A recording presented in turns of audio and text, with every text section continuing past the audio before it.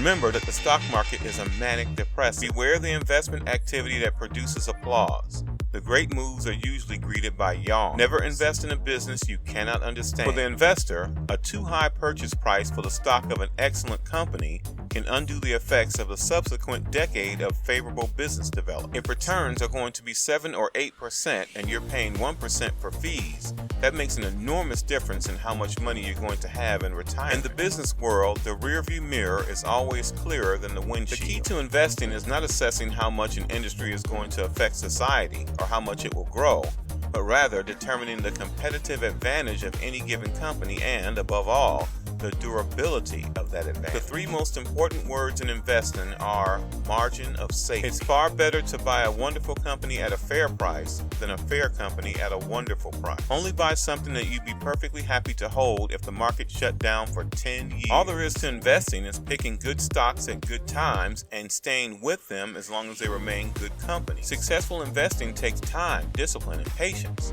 No matter how great the talent or effort, some things just take time. You can't produce a baby in 1 month by getting 9 women pregnant. Calling someone who trades actively in the market an investor is like calling someone who repeatedly engages in one-night stands a romantic. Don't take yearly results too seriously. Instead, focus on 4 or 5 year average. Why not invest your assets in the companies you really like? As Mae West said, too much of a good thing can be wonderful. The most important quality for an investor is temperament, not intellect. You need a temperament that neither derives great pleasure from being with the crowd or against the crowd. Success in investing doesn't correlate with IQ. What you need is the temperament to control the urges to get other people into trouble and invest. The stock market is a no-called strike game. You don't have to swing at everything. You can wait for your pitch. Buy a stock the way you would buy a house. Understand and like it such that you'd be content to own it in the absence of any market. You only have to be able to evaluate companies within your circle of competence.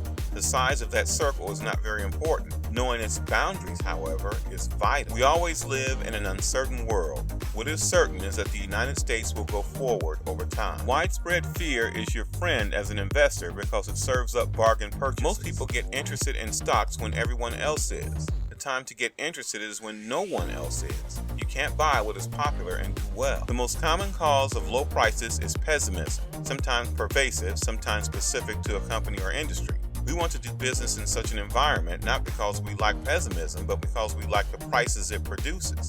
It's optimism that is the enemy of the rational buyer. The investor of today does not profit from yesterday's growth. So smile when you read a headline that says investors lose as market falls. Edit it in your mind to disinvestors lose as market falls, but investors gain. Though writers often forget this truism, there is a buyer for every seller, and what hurts one necessarily helps the other. Investors should remember that excitement and expenses are their enemy. When you combine ignorance and leverage, you get some pretty interesting results. Risk is a part of God's game, alike for men and nations. I bought a company in the mid-90s called Dexter Shoe and paid $400 million for it, and it went to zero. And I gave about $400 million worth of Berkshire stock, which is probably now worth $400 billion. But I've made lots of dumb decisions. That's part of the game. Should you find yourself in a chronically leaking boat, energy devoted to changing vessels is likely to be more productive than energy devoted to patching leaks. The most important thing to do if you find yourself in a hole is to stop digging. Price is what you pay.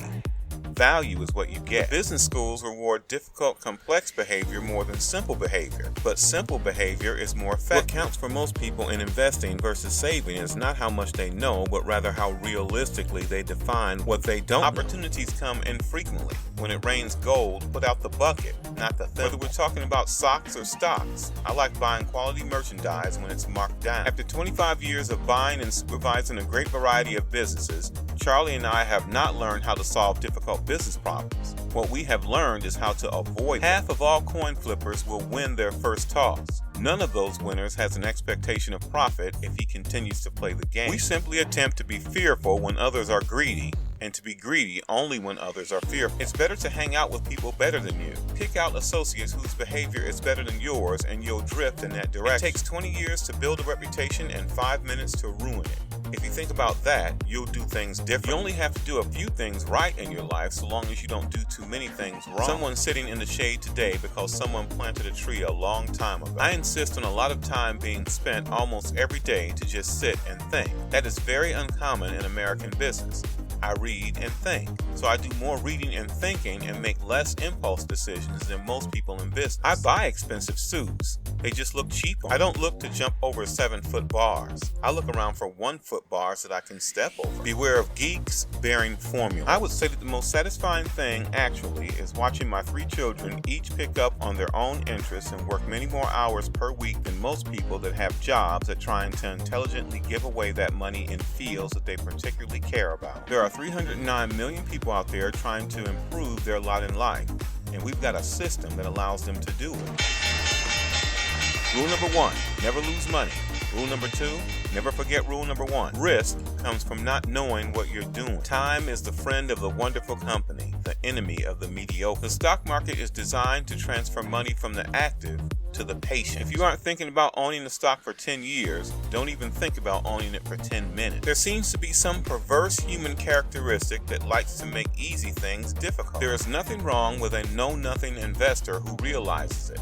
The problem is when you are a know-nothing investor but you think you know something. Forecasts may tell you a great deal about the forecaster. They tell you nothing about the future. It's better to have a partial interest in the Hope Diamond than to own all of a rhinestone. Wide diversification is only required when investors do not understand what they are doing. Keep things simple and don't swing for the fences. When promised quick profits, respond with a quick no. You do things when opportunities come along. I've had periods in my life when I've had a bundle of ideas come along and I've had long dry spells. If I get an idea next week, I'll do something.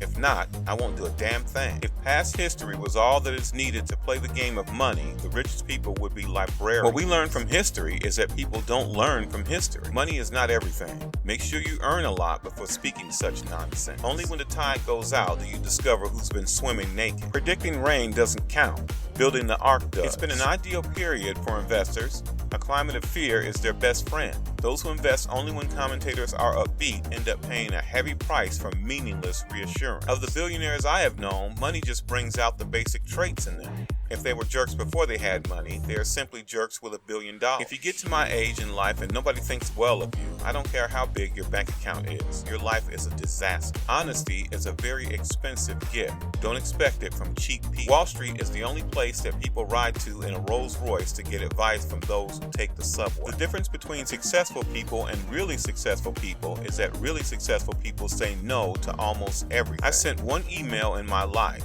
I sent it to Jeff Rakes at Microsoft and it ended up in court in Minneapolis. So I'm 1 for 1. A public opinion poll is no substitute for thought. Your premium brand had better be delivering something special or it's not going to get the business. You've got to keep control of your time and you can't unless you say no. You can't let people set your agenda in life. Let blockheads read what blockheads wrote.